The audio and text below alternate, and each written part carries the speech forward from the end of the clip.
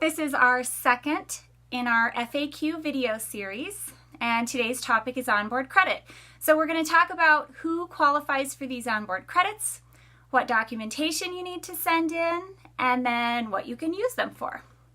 So let's first of all start with, if you have sailed with me before, if you've done another one of our past cruises, you don't need to send your documentation in again.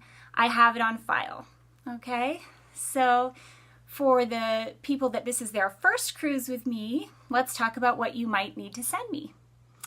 There is a military benefit for active duty members of our military, US or Canadian, or veterans with 2 years service and a DD-214, at least 2 years. So if you have either an active ID or a DD-214, it's usually best to send that to me by email.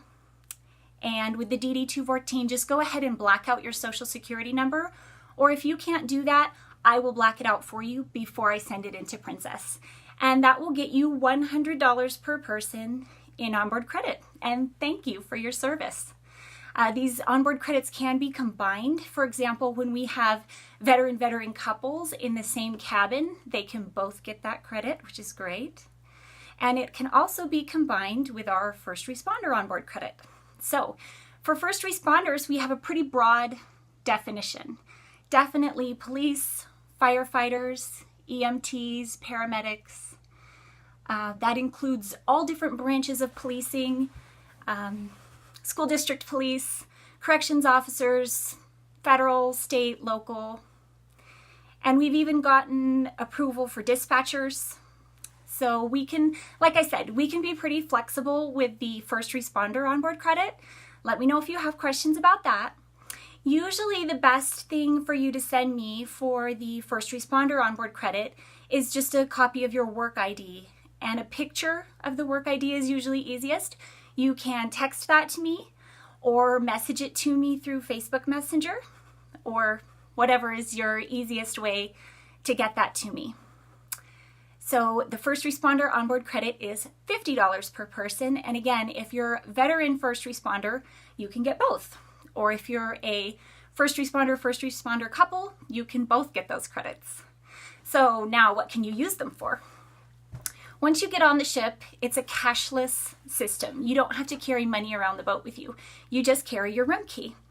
And you can swipe that room key to make purchases around the ship, so that you don't have to carry cash. And at the end of the week, whatever you owe will all be charged out to the credit card that you put on file with your onboard account when you do your online check-in. Whatever credit card you have registered, everything will charge out to that card at the end of the week. So having onboard credit to start with is like having a free balance that you get to run through before anything would charge out to your card.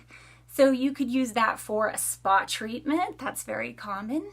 It could also go to cover your gratuities if you didn't prepay them.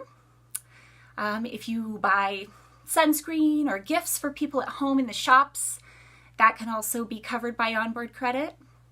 The only thing it's not good for is the casino.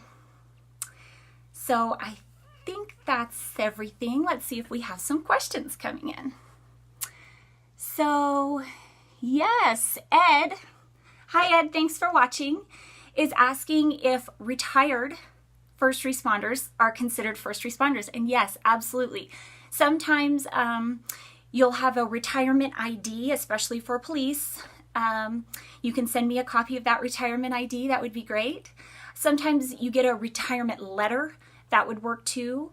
Or depending on what agency or company you worked for, you may not have received a retirement badge or ID, so to speak, but maybe just a copy of your old work ID, even if that's expired, should work.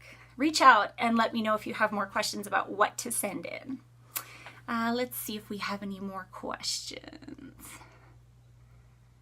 I think that's it. You can certainly ask more questions in the comments below.